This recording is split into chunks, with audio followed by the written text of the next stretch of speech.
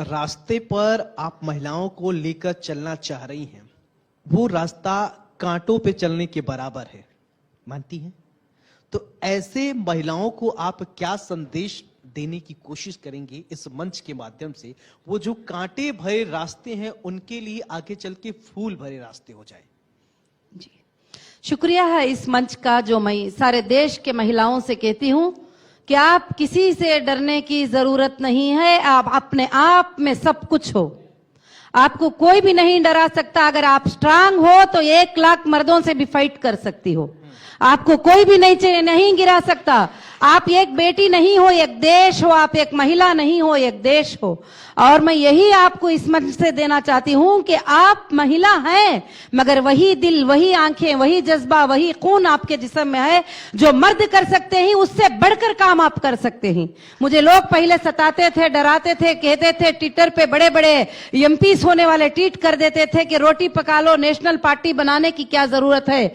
मैंने उसके जवाब में यह दिया कि मैं रोटी भी बना सकती हूं, देश को भी चला सकती हूं, मगर आप देश चला सकते हो, रोटी नहीं बना सकते। तो इसलिए हम सबके साथ फाइट कर सकते हैं और हम बड़े ताकतवर हैं। आप ये मत समझो कि इनके पास पावर है तो ये करेंगे, पैसा है तो ये करेंगे। हम बगैर पावर के, बगैर पैसे के भी सब कुछ हैं, क्योंकि हमारे बगैर ना भाई है, हमारे बगैर ना शोहर है, ना हमारे बगैर बेटा है, ना हमारे बगैर देश है, तो हम ही सब कुछ है। इस बात को जैसा आपने जिस तरीके से प्रेजेंट किया, यही कहा जा सकता है, न हो साथ कोई, अकेले बढ़ो तुम, सफलता तुम्हारी कदम चूम लेगी।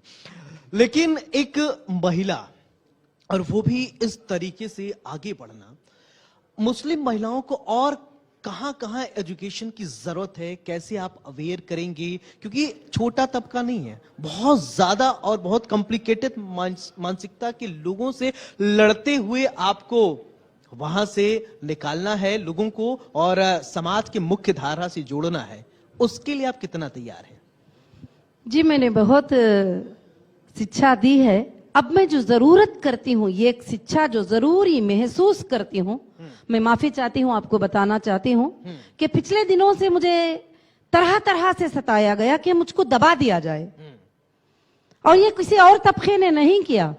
हमारे जो मुस्लिम फेस कहलाते हैं, जो पार्लियामेंट्स में खड़े होते हैं, मैं नाम जिक्र नहीं करना चाहती, उनको बहुत डर लग गया कि मुस्लिम महिला अगर आगे आ गई तो क्या होता है, तो मुझे लीगल में फंसाया गया। ओवैसी साहब का जिक्र नहीं कर रही हैं, आप हैदराबाद से आती हैं जी, तो बोल दीजिए ना। जी जी जी, उन बहुत कोशिश किए गए और छोटे झूठे एफआईआर किए गए और मुझे दबाने की कोशिश, मेरे फेस को नहीं लाने की कोशिश, बहुत सारे कोशिशें किए। तो मुझे बहुत सारे चीजों का, मुश्किलों का सामना करना पड़ा। मैं माफी चाहती हूं कि नाहक से जब मैं महिला एम्पावरमेंट पार्टी बनाई तो नाहक से मुझे अंदर जेल में रहना पड़ा। आप माफी क्यों मांगती है? आपने जब गलती की नहीं है, जब आप महिलाओं को मुझे नहीं, क्योंकि आप यहाँ शिक्षा की बात आ रही है, कोशिश करें जी तो बिल्कुल शिक्षा की बात आ रही है, तो मैं ये बात नहीं करना चाहती थी, मगर अभी ये बात बताना जरूरत समझती हूँ कि किस शिक्षा की महिलाओं को जरूरत है। तो जब मैं अंदर नाहक के एफआईआर से मैं अंदर चली गई, मुझे अंदर डालने की कोशिश किया गया। मैं 10 अक्टूबर को तेलंगाना में अनाउंस करती हूं कि मैं ऑल इंडिया महिला एम्पावरमेंट पार्टी की तरफ से 119 सीट्स पे कंटेस्ट करने वाली हूं, तो मैं 14 अक्टूबर को अरेस्ट हो जाती हूं, सिर्फ 3 दिन के अंदर। तो मुझे पता नहीं था एफआईआर किसको कहते हैं, पीसी किसको कहते हैं, जीसी किसको कहते हैं, लीगल नॉलेज क्या है। तो फिर मैं अंदर जो है लॉ पढ़ना शुरू कर ली और मैं क्रिमिनल एक्ट्स पढ़ना शुरू कर ली, क्रिमिनल बुक्स पढ़ना शुरू कर ली। फिर मैंने आने के बाद में हीरा लॉ एसोसिएट को मैंने फॉर्म किया और मैंने देखा कि कई महिलाएं वहां पर अंदर इनोसेंट हैं, वो बाहर निकल नहीं सकते ही, उनको लीगल कोई नॉलेज नहीं है। तो मैंने लीगल पे काम किया, उन महिलाओं के लिए वकील को रखकर हजार फाइन बनना होता है, 2-2 साल अंदर रहते ही मैंने उनको बाहर निकाला।